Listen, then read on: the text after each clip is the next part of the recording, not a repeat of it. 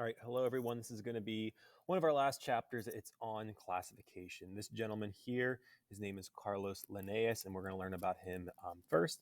But basically, the whole branch of taxonomy is just how we identify, name, and classify species as a whole. Common names can create confusion.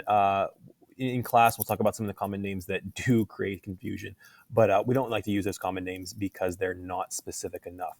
We use something called the binomial nomenclature system or the Linnaean classification system. But this is just how we classify organisms to better help us understand evolution. This is Carlos Linnaeus. He was born in the 1700s. He was a Swedish scientist.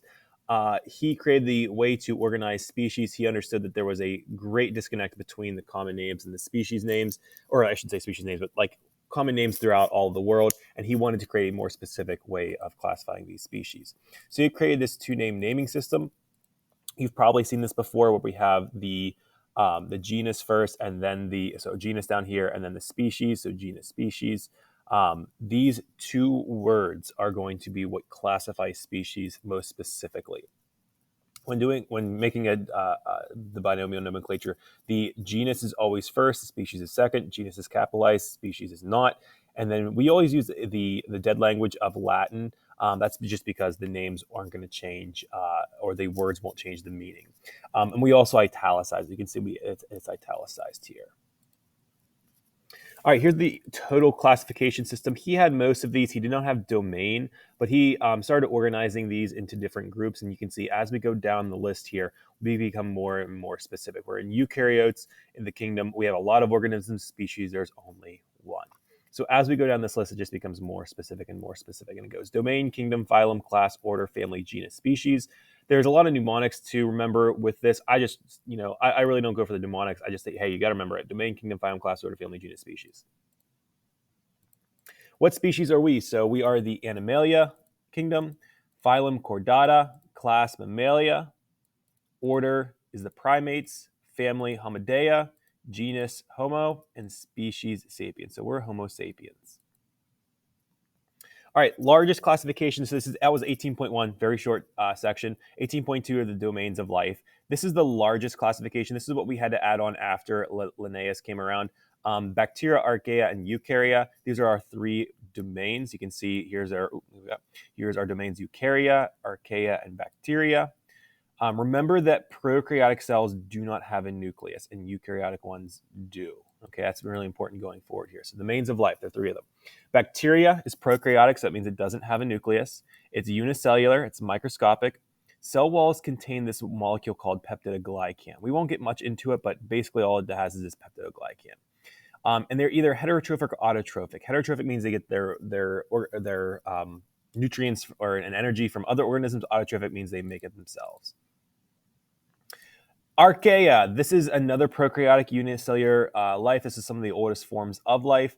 The cell walls do not contain peptidoglycan, and they're again either heterotrophic or autotrophic. Lastly is our domain, Eukarya. This has a nucleus.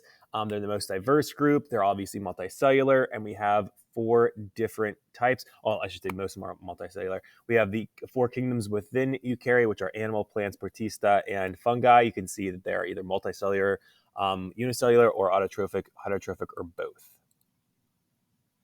You can see as this branches here, we have bacteria, Archaea, Eukarya, and within Eukarya, we have 4 different ones. We have the protista, plants, fungi, and animals. Good meme. All right, we're going to stop right here for 18.2. All right, 18.3 is going to be the last section of this chapter. Again, really short chapter here at the end now that we're getting to the ecology unit. This is a cladogram. This shows us how species are related. It's just basically a family tree from like the last chapter. And these branches just show us how recent a common ancestor we have between 2 species. You can see alligators and birds have a very recent common ancestor. So do alligators and antelope, but it's a little bit further back here. Now, what we can tell from these adaptations is this evolutionary history. Again, this is called a cladogram.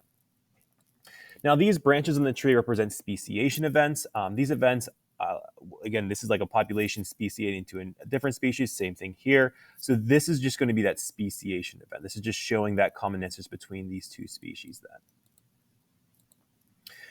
Ancestral traits, these are traits that are common because of a common ancestor. or derived traits. These are traits that are not from a common ancestor. They evolved along the way. This is the trait that was more useful because it shows us evolutionary history. I'll show you what that means here in a little bit. Characters can be any types of these, so traits, behaviors, DNA. So the ancestral trait here is that they're all eukaryotes. So all of these organisms are eukaryotic. The more, going back here, the more derived trait here, so that was the ancestral trait, the more derived trait here is like hair and fur. There's going to be less organisms that have that hair and fur. So I'll show you on the board how to make one of these, but this is the first one that we're going to make. Now, a clade, this is a group of organisms that come from a common ancestor that includes both living and extinct organisms. So you can see here, this is a clade, but this is not a clade. It's including organisms that are not from a recent common ancestor.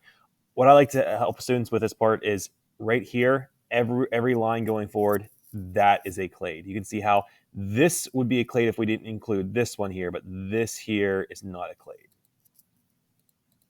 Now, phylogenetic trees are basically the same thing, but they show evolutionary time. So you can see what's the difference between a cladogram and phylogenetic tree. These show where the speciation events occur, and this is an example of one. So you can see phylogenetic trees show us, hey, this is the time period when they evolved or speciated. All right, that's it for 18.